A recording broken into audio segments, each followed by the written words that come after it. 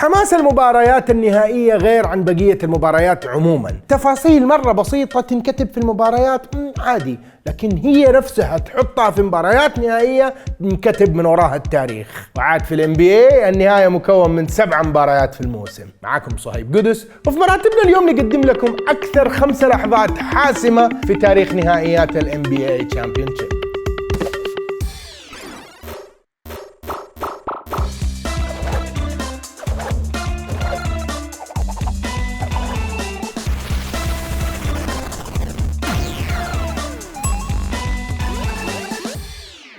قواعدنا سجلها في دفتر عشان الكل يفهم التصنيف والترتيب.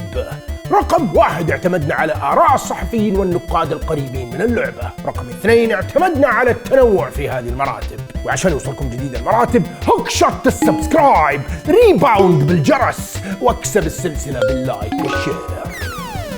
في المرتبة الخامسة رمية قوس قزح. نهائي عام 1970 كان بين لوس أنجلوس ليكرز والنيويورك نيكس. النيكس معاهم الكورة أو معاهم البوزيشن والتعادل سائد، ومع آخر الثواني حطوا ال2 بوينتس.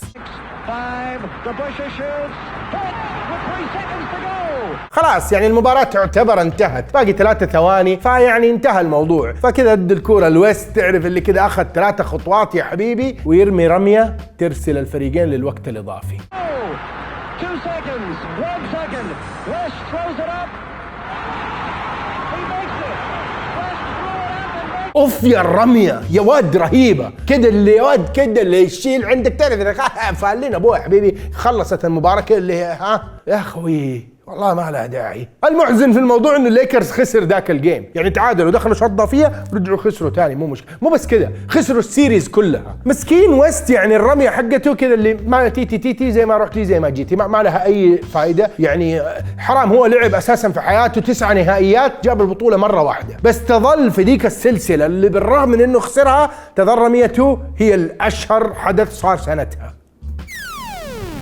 في المرتبة الرابعة المايكروويف اشتغل. في أواخر الثمانينات البيستنز كان فريق تخاف تلعب معاه، حقبة الباد بويز كده، كانوا كده اللي نلعب فرش. حقبة ايزيا توماس ودينيس رودمان وفيني جونسون أو المايكروويف. هو صحيح أساسا تسمى مايكروويف لأنه المايكروويف كيف يسخن بسرعة، هو كده كمان يسخن بسرعة ويسخن اللي قدام بسرعة، ويبدأ حبيبي يمطر الخصم بالأهداف. وده بالضبط اللي سواه المايكروويف في الجيم الخامس من نهائي عام 90. المباراة بين البيستنز والبليزرز، وفي ملعب البليزرز. البليزرز متقدمين بفرق 7 نقاط مع آخر المباراة، يعني بالعربي كل اللي عليك تسويه مشي وأحرق الوقت يا حبيبي. بس المايكروويف يا خوي يشتغل. 24 points on 15 shots. سجل وفاول وسجل منه، وبعدين سجل تاني، وبعدين ادى توماس عدل كده. يا شباب البليزر ايش صار يا حبايب؟ كنا فايزين 7، وفي اللحظة الأخيرة وحرفيا باقي 7 ثواني يحسمها المايكروويف. DJ against Kersey. Vinny puts up a 14-footer. شوف كيف يا اخي استلم الكوره كده طالع في الوقت. كم باقي دقيقه؟ خلاص تمام. دحين يلا شيل عندك يا حبيبي. وبالمايكروويف البيستنز يحسم السلسله ويحافظ على لقبه. في المرتبة الثالثة الهوك شوت السحرية، أشهر مواجهة في تاريخ NBA، الليكرز والسلتكس. أساساً هم دول أكثر فريقين حققوا بطولة الشامبيونشيب. تخيل إنهم لعبوا 12 مرة النهائي، السلتكس فاز ب9 منها. الفريق الوحيد اللي دائماً معقد الليكرز في النهائيات، والنهائي الحماس اللي معانا هو واحد منها، نهائي 87.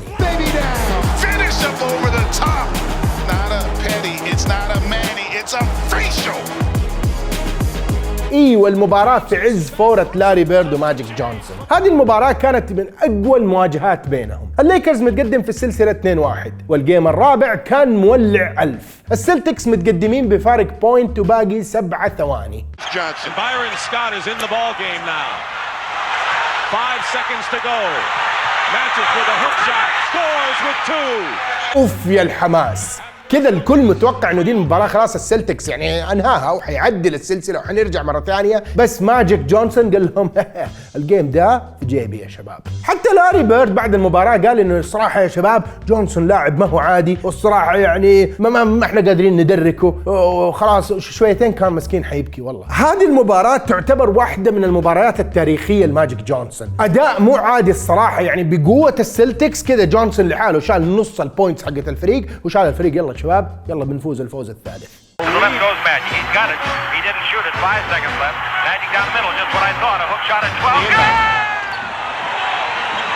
Bird fires it.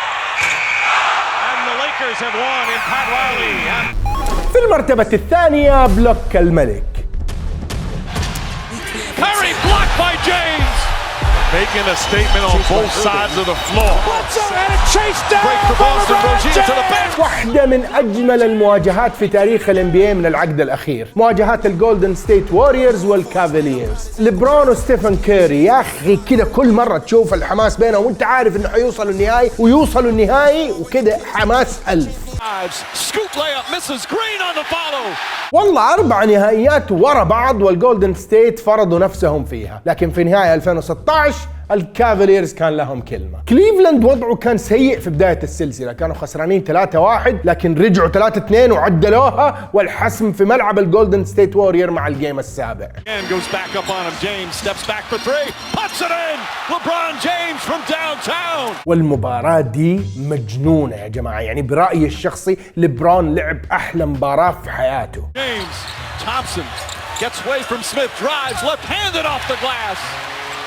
شغل دحين كده فك اليوتيوب، شغل آخر 6 دقائق واستمتع يا حبيبي. الفريقين علقوا بتعادل 89-89 وما في غير ريباوند من هنا ريباوند من هناك، هذا مس من هنا وهذاك مس من هناك، شيء مو طبيعي. 3 rebound James with 30 seconds remaining. لين يا حبيبي يجيك ذاك الريباوند اللي كده تحسه هجمة مرتدة حريقة بين إيجادالا وكيري. Misses. Rebound taken by Iguodala. Iguodala to Curry, back to Iguodala, up for the layup. Oh, blocked by James. LeBron James with the rejection. اوف يا البلوك الاسطوري يا ولد، جاي من ورا كذا طاير وهذاك كذا طالع وطار كذا، تحسيته فوق الرم ما شاء الله عليه، دب كذا سلام عليكم، ما في اليوم ما في يا حبيبي. Great pass by Curry, running hard by Iguodala, superhuman defensive recovery by LeBron James. إيرفن حسم المباراة بثلاثية يعني تعتبر من اللقطات الحماسية، وكيري قاعد يضيع مرة كثير من الرميات، بس بلوك ليبرون هو اللي كده شال ليلة المباراة. يا عمي شال أحلى لقطة في الموسم. One on one, Irving puts it up. It's good. Kyrie Irving from downtown. Steps back, puts up a 3. Won't go. Rebound tip taken by Spades. Final seconds. It's over. It's over. Cleveland is a city of champions once again. وفعلا سواها ليبرون ورجع اللقب لفيلادلفيا زي ما وعدهم. في المرتبة الأولى الرمية الأخيرة.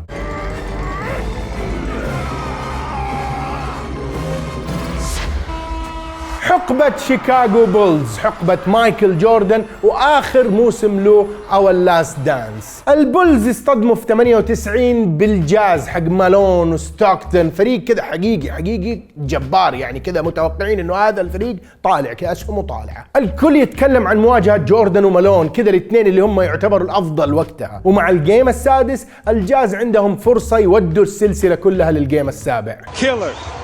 This was really the play that hurt Isaiah because they scored so. متقدمين بفرق بوينت والبوزيشن او الكوره معاهم، سجال جامد مع اخر اللحظات، كل اللي عليهم يسوي حبيبي احرق الوقت. ومع اخر نص دقيقه مالون معاه الكوره وقاعد يراقبه ارهب ريباوندر في التاريخ دينيس رودمان. مالون مدرك الكوره صح، حتى لو وراه رودمان مدرك الكوره صح، لين جاله جوردن.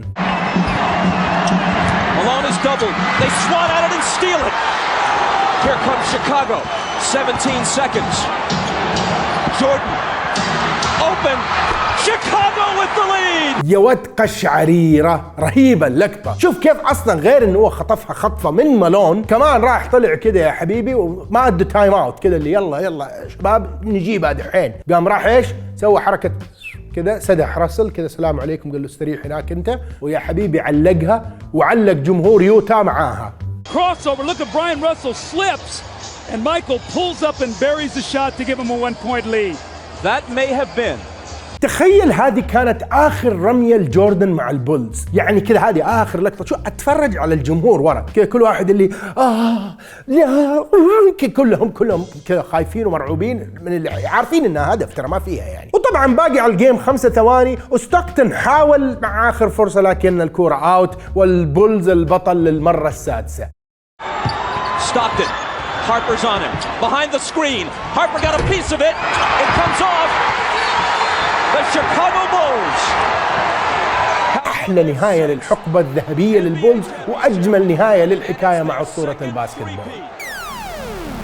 وبكذا نكون وصلنا لنهاية مراتبنا اليوم. اكتبوا لنا ايش اللحظات التاريخية اللي قائمتنا ما انصفتها برأيكم، واعطونا اقتراحاتكم لقائمة الاسبوع الجاي من خلال الرابط الموجود في صندوق الوصف تحت. حلقة اليوم كانت من اقتراح صديقنا ابو الوليد، ولو عجبتكم الحلقة لايك وشيروا الحلقة وسبسكرايب مع الجرس توصلكم كل المراتب. والله يا جماعة ترى من جد لا يفوتكم لاست دانس، والله من جد يا اخي فارس بالله شوف، والله رهيب قديش تكلم عن تاريخ البولز، قشعريره والله.